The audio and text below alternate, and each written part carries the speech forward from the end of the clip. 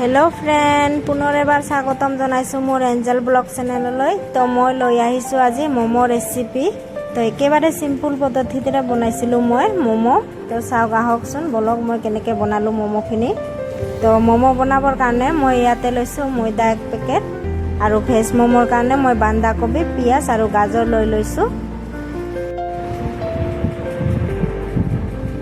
तार पिछते मैं बान्धाकबिखिनि पियाज गाजरखिनि एकेबारे सरू सरूके काटि लैसो तो ताते अलपमान निमख दी दिलु मैं तो निमख दी पेले अकणमान मेरिनेट करिलु तो एनेके पानीखिनि उलाबर कारणे बान्धाकबित तो मेरिनेट करि पेले मैं अलप समयर कारणे राखि दिलु 5-6 मिनिटर कारणे तार पिछते मैं एटा बर्तनत अलप अलपके मैदा ललो मैदा मैं 1 पेकेटे यूज करा नाइ अलप यूज माने अलपहे करिसिलु मैदाखिनित मैं ठंडा पानीये व्यवहार करिसिलो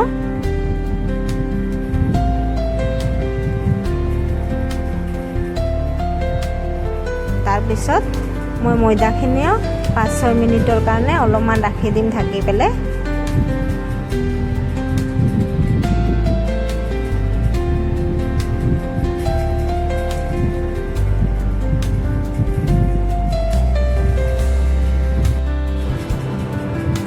तार पिছত मैं एबार बान्धाकबिर पानीखिनि उलियाइ लम तो बान्धाकबिखिनि पानीखिनि उलाबर कारणे मैं एखन पातला कापोर व्यवहार करिसिलो एकेबारे पातल হয় कापोरखन तार पिছত अलप सेपि पेले मैं पानीखिनि उलियाइ ललो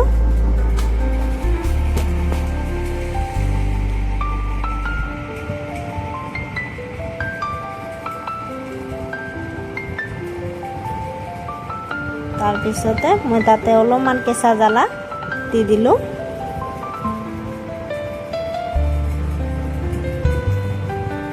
तार पिছত कबिखिनि अलपमान मैं फ्राई करि लम हालका हालकाके तार पिছত ताते मैं अलपमान धनिया पातो দি দিম तो मैं एकेबारे सिम्पल के बनाइছো और फार्स्ट टाइम बनाइছিলো मैं मोमो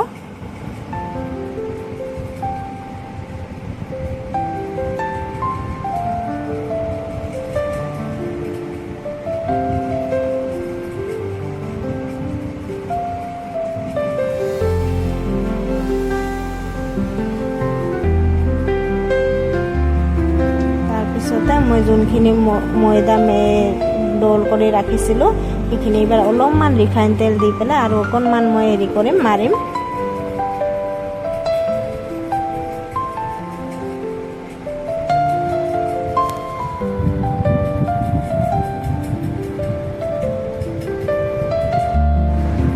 তাৰপিছত মই একদম সৰু সৰুকে পিচ পিচ কৰি লম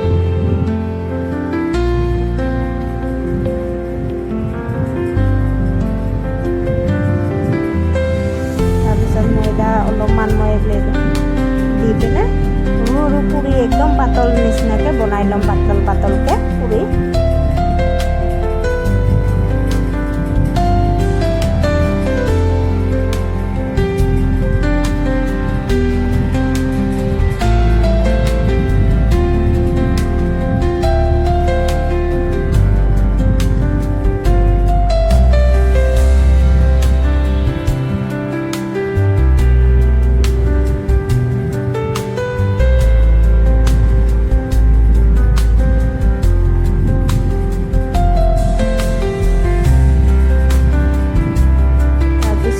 जोनखिनि मुहुराई पेলাই मोमोर ओपरखिनि मैं এইখিনি আঁতৰাই দিম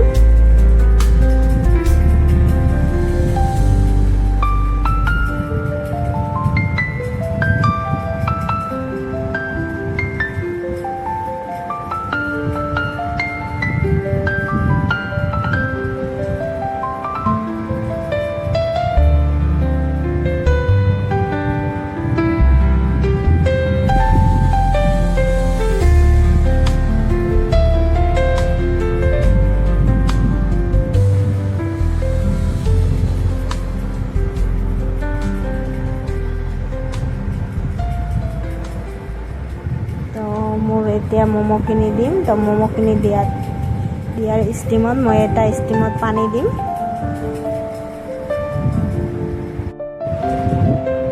তাৰপিছতে মই ষ্টিমটোত অলপমান ৰিফাইন তেল দিম যাতে তলত লাগি তাৰপিছতে মই এটা এটাকৈ ম'ম' দি দিম। তো অলপ পাতলকৈ দি দিছোঁ, বেছিকৈ দিলে আকৌ ইটোৰ গাত সিটো লাগি ধৰিব।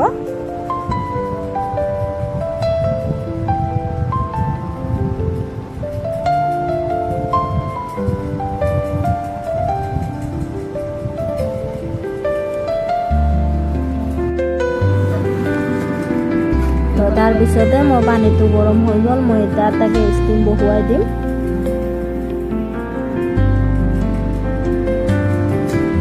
ষ্টিমখিনি বহুৱাই মই অকণমান 7-8 মিনিটৰ কাৰণে থৈ দিম হ'বৰ কাৰণে। তাৰপিছত হৈ গ'ল এতিয়া মোৰ ম'ম'খিনি। তো চাওকচোন ইমান ধুনীয়াকৈ হৈ গৈছে।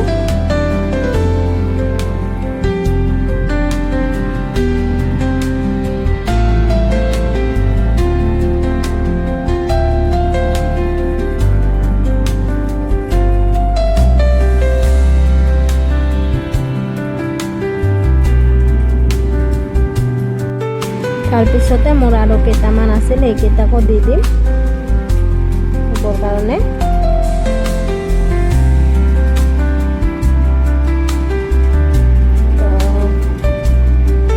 যোনটো ষ্টিমত মই পানী দিছিলোঁ, এতিয়া মই সেইটো ষ্টিমত এটা বিলাহী আৰু কেইটামান ৰচুন আৰু অলপমান আদা আৰু কেইটামান কাঁচা জ্বালা দি দিম বইল হ'বৰ কাৰণে।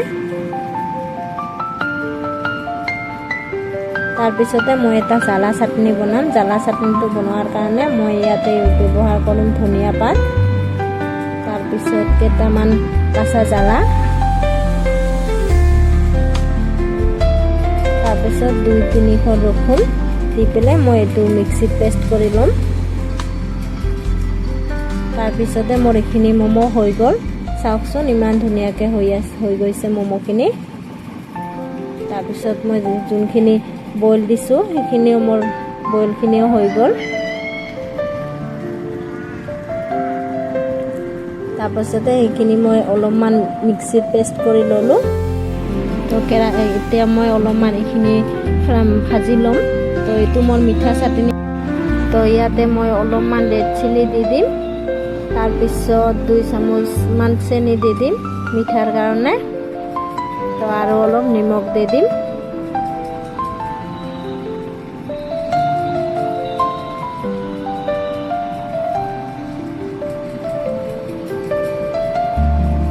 তাৰপিছত অলপমান লাৰি চাৰি দি দিম মই।